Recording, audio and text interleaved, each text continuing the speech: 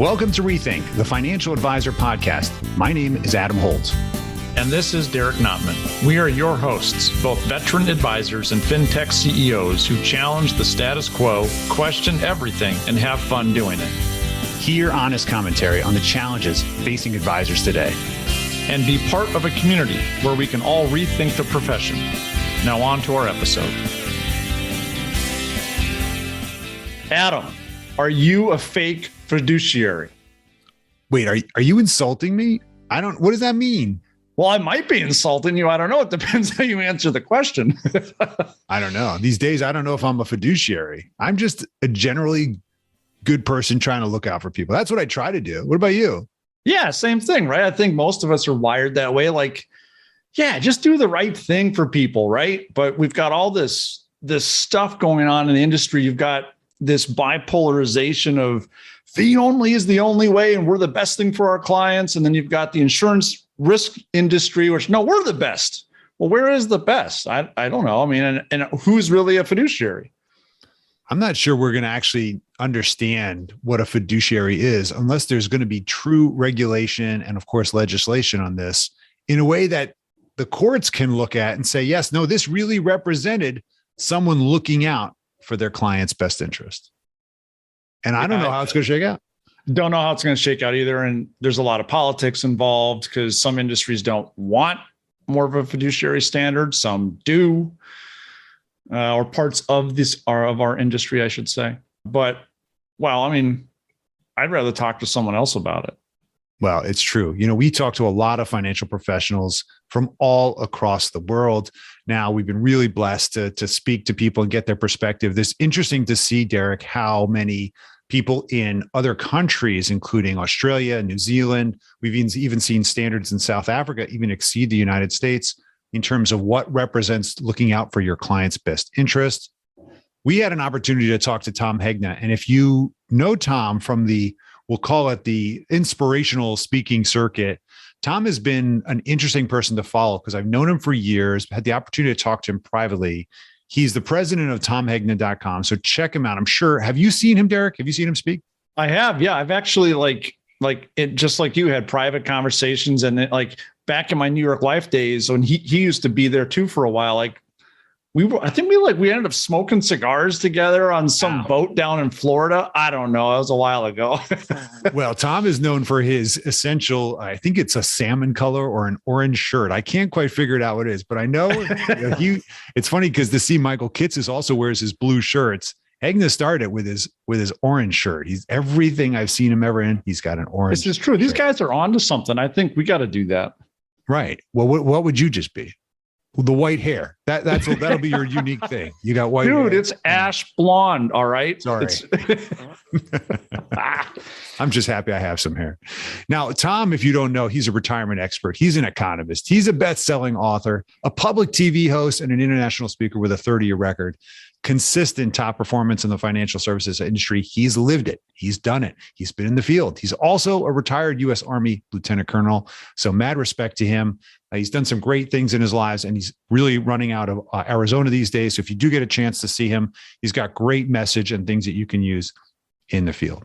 So opportunity that Derek and I had was to interview Tom and ask him our core questions of what he sees happening in the space. And he brought up this idea of a fake fiduciary. So you got to listen to this and see where this resonates. We'll have an opportunity to debrief this after this. You ready, Derek? Let's jump in and do it, man. I love what Tom has to say here. All right, here we go. Tell us what's your perspective right now on the financial advice market? Well, I think it's kind of bifurcated. You know, you've got the insurance side and they're still kind of selling products. And then you've got the, RIA side and they're on their process and everything. And I just think I think everybody needs to be more process oriented. Instead of pushing products, they need to be solving problems. But you got two different sides. And somehow in this whole thing, commissions were bad and fees are good. I don't get that. I don't understand that. It's ridiculous. A commission is paid by the insurance company, doesn't come out of the client's account. A fee comes out of the client's account, but fees are good and commissions are bad. I don't know how it devolved to that, but that's kind of how it devolved. That's really interesting perspective. I've never thought about it that way, but we're totally going to rip that up for the full episode. Yeah. That's interesting. So if we're looking at this almost like, bipolar situation of an industry, I guess one, how do you fix it? And two, like what's the missing opportunity or challenge that advisors aren't addressing because of it? Well, I think you fix it by focusing on the client, not on the product. Everything should be client focused. It should be what is in the best interest of that client. Now, you got fiduciaries out there who claim to be fiduciaries, but they're not using annuities for the retirement portfolios. Well, you can't do that. That's not in your client's best interest. They're not using long-term care products. They're not using life insurance. So these, I call them fake fiduciaries, are out there saying that they're in the client's best interest, but they're really not. And then you've got the insurance people who have a best interest standard or whatever. And most of them are doing good things, but there are some bad people out there selling bad products. And so we've got to get it to where it's client focused, truly in their best interest, not pushing only investments, not pushing only insurance. It shouldn't be investments or annuities. It should be investments and annuities and life insurance and long-term care. They all need to be in the mix. And right now you've got one side that's all they do. They don't really do investments. They just do insurance products. And then you got one side, all they do is investments and they don't do insurance products. Both of them are wrong. And we've got to find a way to get them in the middle and focus on what's in the best, truly in the best interest of the clients. So that's a really interesting take. Now, I'm curious because we have seen that also. We have seen this bipolarization and basically ignorance and bias that really comes into this. But when the compensation comes up all the time, because we've had this conversation with other professionals, how do you fix that? Do you move towards, do you make commissions now a fee? And do you basically make, can you imagine what would fix this? Well, and annuities now are fee-based annuities. So they no longer, the RIAs no longer have an excuse that they can't sell annuities because they can't make commissions. Okay, there are annuities now that fit your model. So get your act together and start incorporating annuities into your retirement portfolios, and I don't know what's going to happen on the insurance side because the farther they move to this fiduciary standard, I really don't know. I mean, is everybody going to have to be a fiduciary? Is everybody going to have to be an advisor and do all that? I think there is a need for some people to just get, a product. I do think that there are people out there like let's say the lower third of America. They're not going to hire a financial advisor. They're just not going to. They can't afford it. But maybe they need annuity. Maybe they need life insurance. Maybe they need a mutual fund. And so that is, I think, the dilemma is that everybody in the RIA side wants to go for the high net worth person, but there are insurance people that are servicing the lower end market. And I think we got to realize that reality. And I'm glad I'm at the end of my career, not at the beginning. I'll let you young guys figure out how to solve that, but that's the way I see it. It's fascinating to think about it this way. I think this is going to definitely cause some people to let their hair stand up on the neck a little bit, but could you see like it all moving to just like a fee-based model, even for products? Because I agree with you. As a CFP, I think we should be comprehensive in nature and process oriented and including all the products we've talked about. But you've got the compensation issue, right? And for a so-called insurance agent advisor, that can't charge fees, now they have to get paid on the commission. But if we take the commission away, what happens? Yeah. I don't know how commissions got to be a bad thing. I don't know how. I mean, it's paid for by the insurance company. Client puts $100,000 in annuity. Their whole $100,000 goes in the annuity. The insurance company pays the person the commission. How is that bad? And yes, it's priced in the product. I get that, but you can shop amongst all the other insurance companies. So they can't just be pricing things terrible or nobody would buy their stuff. Sure. So I just don't understand how commissions are bad and fees are good. That to me is just mind-boggling. Yeah, it's the perception of transparency that who's paying it and it's hidden or something like this. I tend to agree with you. We tend to debate all the time whether we're going to move to levelized comp for insurance. Does that actually serve the advisor? Does it maybe promote more customer service on the insurance side if they actually know that they have their lifetime value of compensation that's at risk as opposed to heaped comp? It's been talked about for years. We've never gotten to it. So it's hard to understand whether that whole industry is going to change. I personally like levelized comp. When I was an advisor, I like that. But you got to understand, 85% of people don't make it 5 years in the business. So if you annualize their comp, then the only one that gets rich is the insurance companies because the people aren't getting paid for what they did and then they leave. And that's the age-old thing. I mean, that's a big problem in the industry is retention. Totally, completely true. We're curious. So what action steps do you think professionals should be taking now? What should they be doing? Well, I think number one, you really need to know your stuff. All right. Now is a time when you need to know your product inside and out, and maybe know your top competitor's product inside and out. Okay. And know what's guaranteed, what's not guaranteed, what the fees are, how the products work. Because I have seen a lot of financial professionals out there who think they know what the product is and does, but they don't. And they're literally misrepresenting things every day. So I think you got to know your stuff, but then you need to learn how to communicate that. I got in a heated debate with somebody who I really respect. I posted on one of my LinkedIn that, this is no longer a knowledge business. This is a words, language, questions, stories business. And he literally attacked me on LinkedIn saying, this is ridiculous. Of course it's a knowledge. And I said, I'm not saying knowledge isn't important. I just told you need to know your stuff. But too many people know their stuff, but they don't know how to communicate it to their clients and prospects. So you got to learn words and language to communicate and tell more stories, ask more questions, focus on asking questions. And, the client will literally tell you what they need if you ask the right questions. George Kinder said the same thing, right? And you're spot on with that. It's like, what client wants to read a prospectus? Right. They're not going to do that. They need you to filter that out and tell it to them in simple terms, right? That they get through the stories, through understanding them, all of that. So spot on. I agree. Anything else you think that advisors should be really paying attention to right now? And maybe even for earlier advisors, you said, you're on the tail end, you're glad you're not a new advisor anymore. What should the young bucks coming up be thinking about? Well, we still have 78 million baby boomers out there that need to retire, and they're living longer. And longevity risk is the number one risk to retirees, along with market risk and sequence of returns risk. There's a lot of risks. And that's why you have to incorporate an annuity into your retirement plans. If you're not incorporating an annuity for at least 20 to 40%, nobody's saying put all the money. That's what kills me. If somebody's against annuities, I'm not going to put my clients all their money in annuity. Of course not. 20 to 40%, use it as a bond substitute. But that would be one thing that you've really got to take this longevity risk and sequence of returns risk. David Mackey just wrote a great article on timing risk. He calls it timing risk instead of sequence of returns risk. And he lays out 10 different people, identical financially. They have the same financial portfolio. They have the same advisor doing the same things. The only difference is they retire 90 days apart, these 10 people.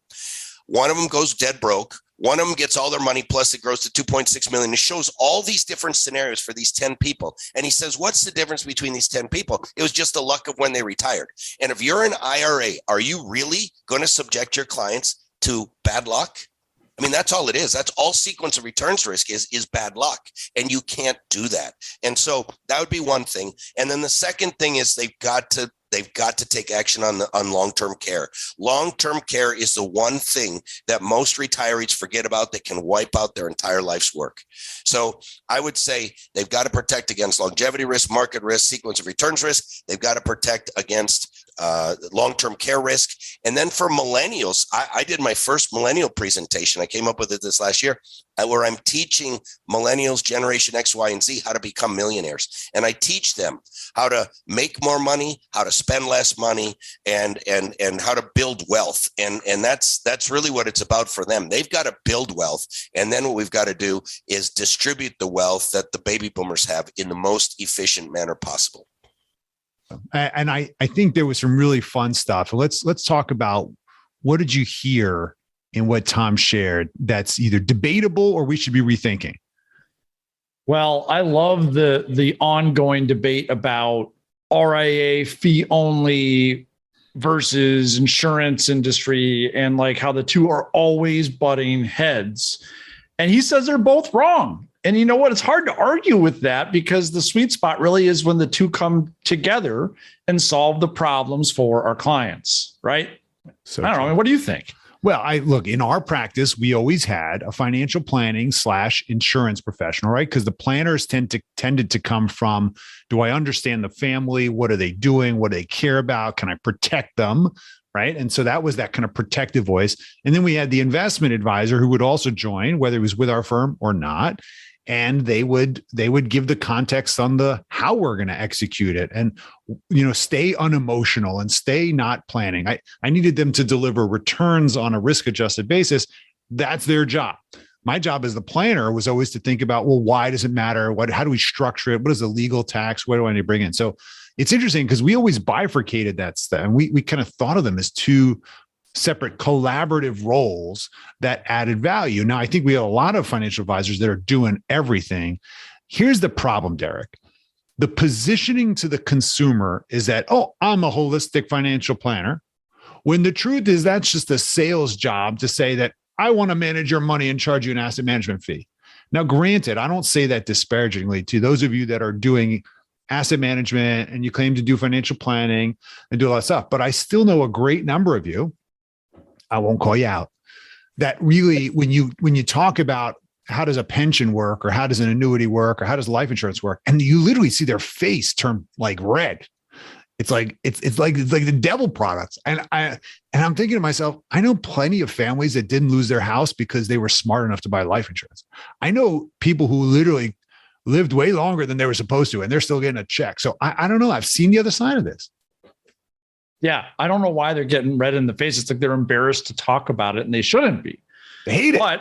But they hate it, right? But I think maybe part of it, and this goes to our next point, is this bad perception around comp and commissions and fees. And are you really a fiduciary or just a fake one?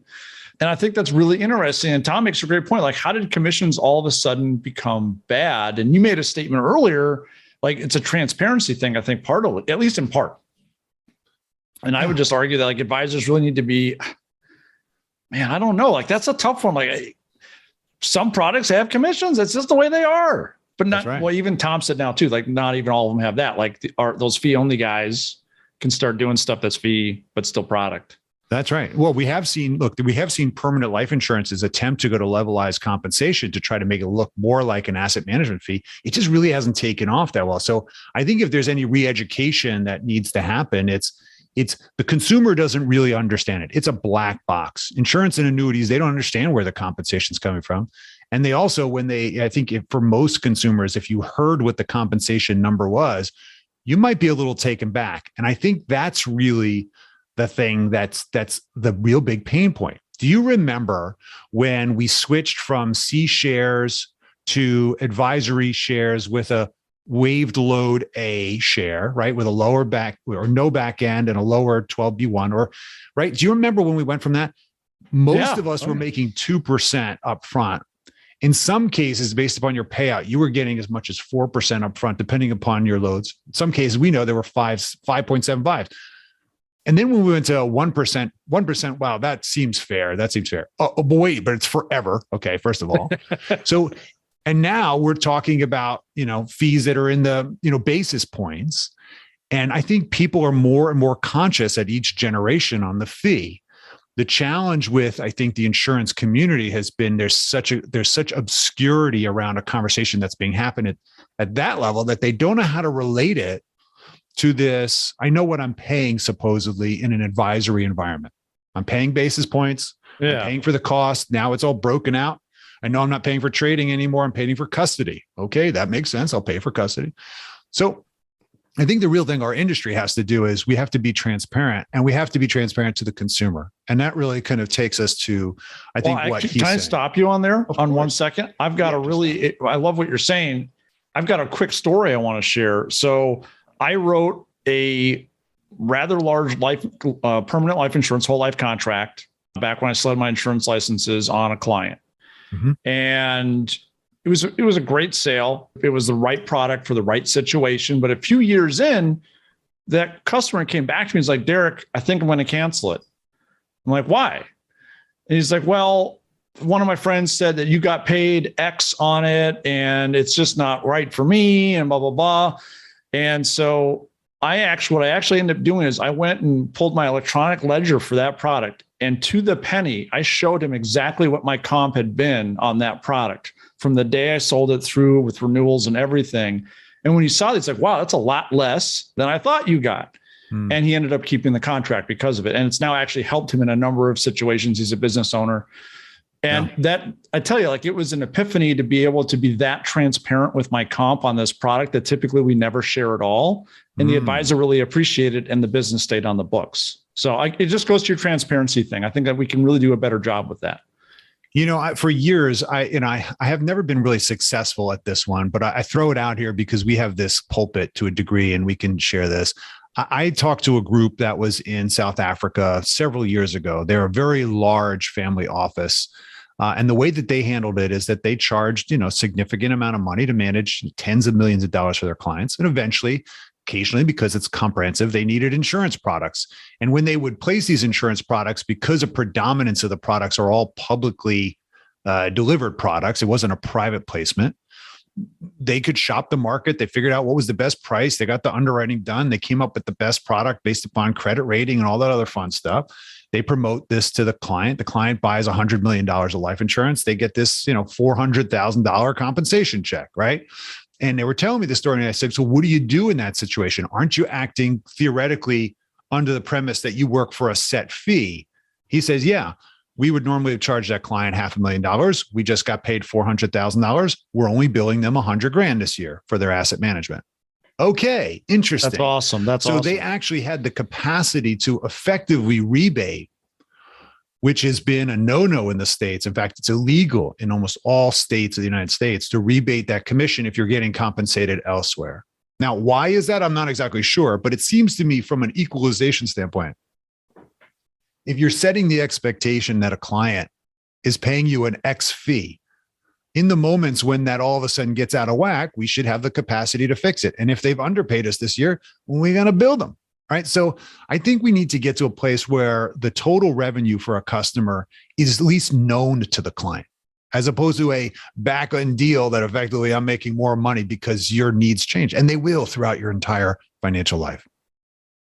Great example. And I think I'd love to see the U.S. actually take a closer look at that. I mean, I know rebating's there for a reason, the issues around it, but there seems to be a clear way to fix it too, from what you're sharing. But that's a whole nother topic. Let's jump in. Let's go here. What are our takeaways? Well, why don't you tell us first? Because you're ready. Well, obviously, I think we need to focus on comprehensive planning. Even if you don't offer it. I think it needs to be on your radar, whether you are in the RIA camp, the insurance camp, or something like that. We need just to be helping our clients. That's where it all makes the most sense. And I will do a plug. So I love Asset Map. I am an Asset Map user. And when I'm using that with my clients, I get to talk about everything and we get to look at it. And it's a way for me to be comprehensive and show all the things that need to be done and discussed and changed and all that stuff. So it's a great way to do that. So this is just an example of using tech to solve a bigger problem that we're talking about with Tom today. Further on that, I think advisors really need to be great storytellers, ask more questions like George Kinder even said, just sit there and listen, ask great questions, listen, tell great stories, and simplify the complex. Don't read from a prospectus, please, or a product brochure. Tell them what it is in terms that they understand. And more specifically, come on, folks, be open to annuities, be open to solving for longevity risk and all these other things that happen because they are real. Get out of one camp and maybe put your foot in the other one for a little bit, see how it feels. I don't know. Adam, what do you think? What are some of your takeaways? It's funny listening to you say that stuff. I might have said Derek, here's an RIA. You're an RIA, right? Yeah. You're independent now. Yep. You have a history there. And here you are telling somebody to look at annuities. And I know you're not, I know it sounds like that we might be pushing annuity. No, we're saying stop being biased, right? Stop being biased. We've talked about that too. Walk into this thing with an open mind and saying there's things that you can do that you haven't been telling your clients. And of course, there's probably things beyond what you know already that they could do too, right? Why aren't people talking about crypto? Why aren't advisors talking about private equity? Why are their idea of alts is a non-traded REIT? There are so many opportunities that if you're really in the best interest of your clients, that you could be promoting and talking about. Forget the legal and the tax structures and all the other stuff that many advisors don't even talk about because they're so busy talking about which custodian their performance. And I think that it's hilarious that we're still talking about this, and yet best interest is a discussion. So what are my takeaways? The compensation came up a couple times. So let's be straight. You want to be transparent with your people? Ask your clients how they feel about how they should compensate you. Do you think they actually care? I would argue that most clients, if you gave them an option, say, listen, you got to charge you a flat fee. It's going to be X, or I'm going to get paid by all these different products and you're not going to actually have to write me a check. I think clients are going to say, well, what would you prefer? Right? Because it's a relationship, right?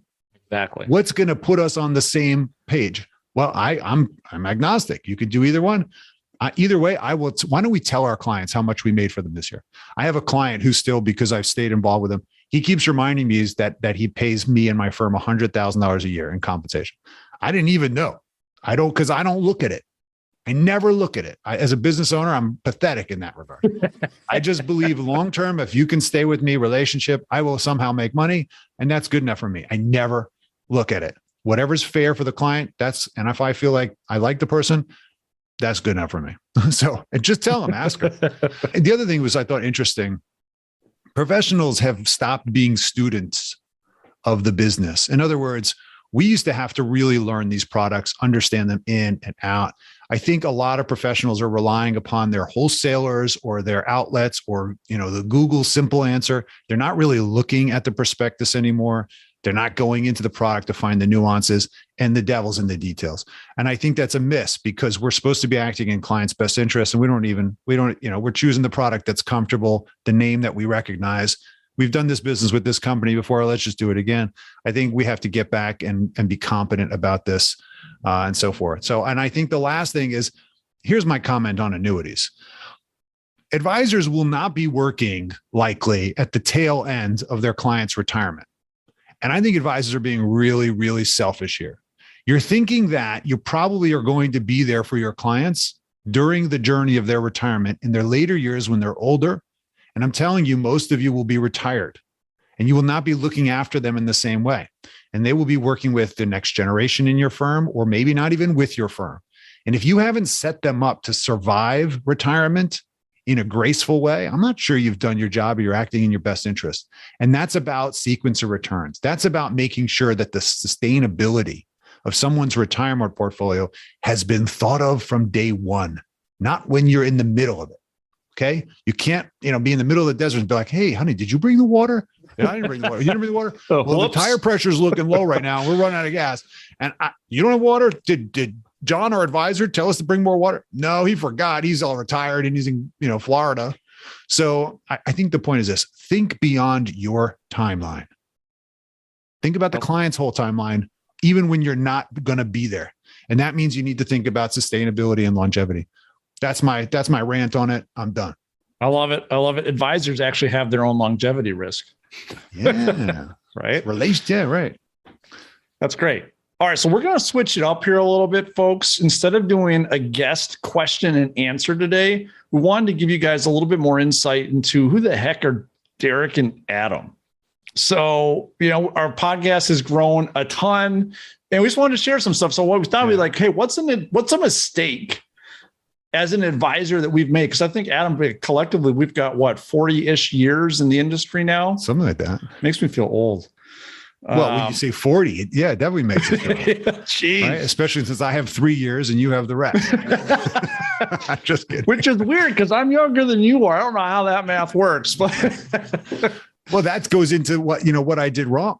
When you asked me this question, I had to really think hard because according to my family, I'm never wrong. No, actually, no, that's myself, actually. That's yourself. That's your internal dialogue.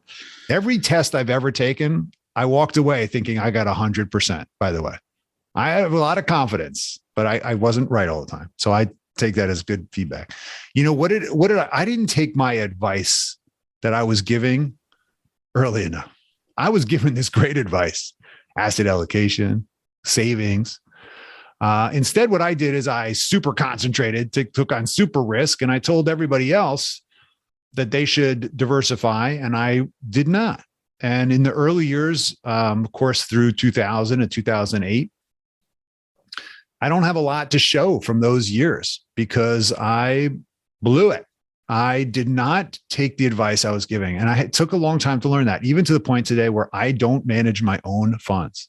I have this huge team that manages over $1 billion and they don't manage my money, because I had to completely separate myself from my bias to go with reactions and try to time. And then, no, this is not the right time to do this. And I literally did the opposite. And I watched my own clients perform better than myself. And so that was the mistake I made, is you have to really, I believe, eat your own cooking. That's great. I appreciate you sharing that. I have a similar background instead of putting up a picture about paying myself first and investing, I put up a picture of buying a sports car that I ended up getting rid of. So what kind of car was it? It was an Audi Roadster.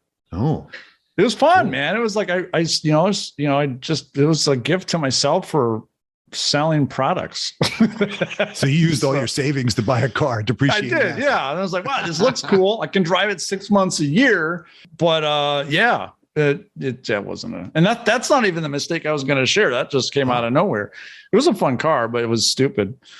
One thing I actually did, and this, like, I feel bad about it, but when in my early days as a quote unquote advisor, because I was not an advisor, I was a product pusher, as Hegna refers to them. And I was running around selling whole life like hotcakes, right? Everyone's got to have it. I don't care who you are, what you need, what you don't need. You're going to buy it from me. And I met with this guy at this auto shop, cold call, walked in unannounced, and I got him right there on the spot to sign an app to dump 50 grand. So he had 50 grand in his business checking account, right? Wow. And I'm like, well, what's that doing there? He's like, well, I don't really need it. It just sits there. It's like an extra savings account for my business, whatever. I'm like, then we should put that in whole life. He's not married, didn't have kids. So I did. I took the app and we were going to put it on there. And then anyways, the whole case blew up, went away. And it's because, like, it wasn't right for the guy. He had some time to think about it. There was no planning involved. And I ended up getting a reversal. So, like, I think the message there is, like, man, take a step back, stop forcing product, lead with advice. And I mean, I was guilty of that. That's what I was, unfortunately, I think I was somewhat led down that path, or trained as well as a very young advisor. I just didn't know any better. We forget sometimes how we get into this business, and it's hard. I appreciate what you're sharing, because the first thing I thought of when you said you threw a $50,000 into a whole life contract was that, wow, you just made a lot of money. Yeah. Right. Because I grew up in that space too.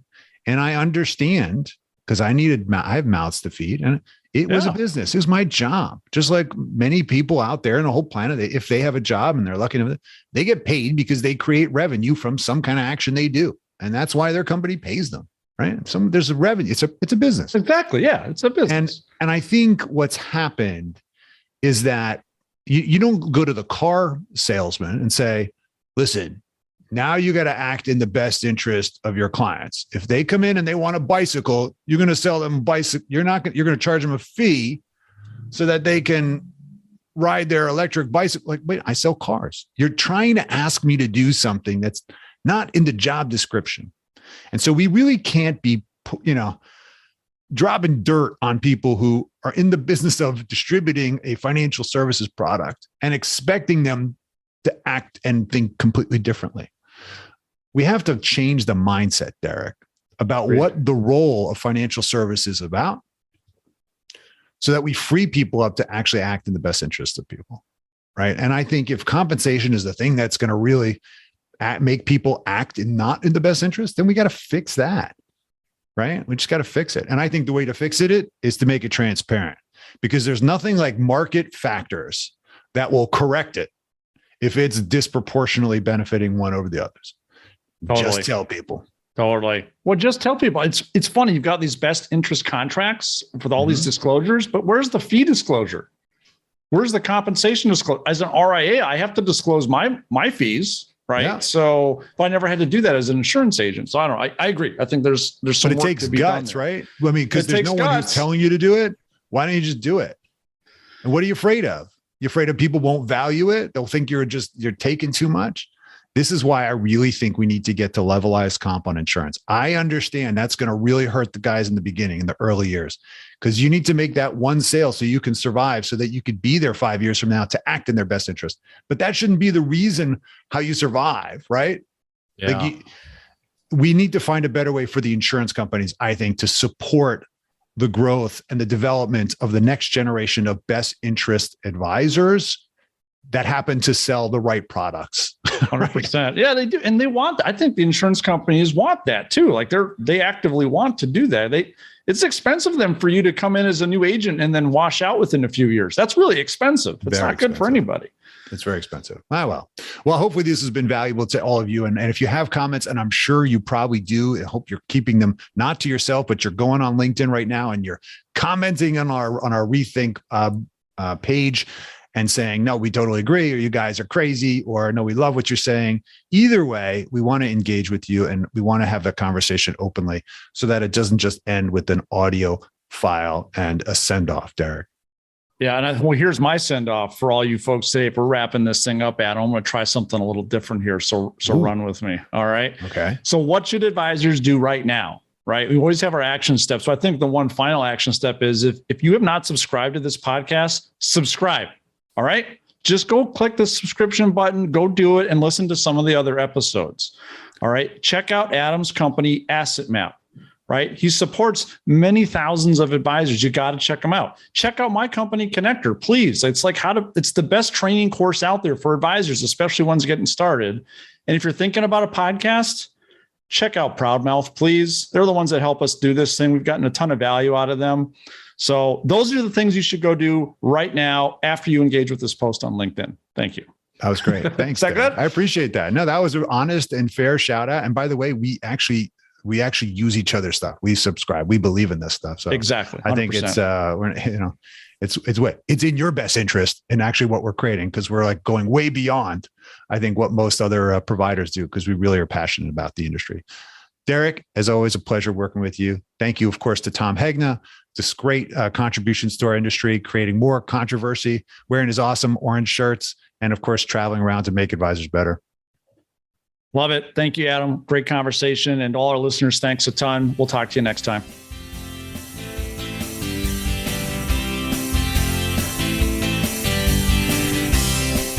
Thank you for listening to Rethink, the financial advisor podcast with Holt and Notman. Be sure to subscribe now and join the ongoing conversation.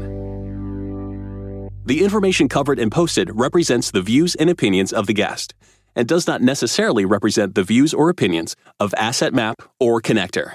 The content has been made available for informational and educational purposes only.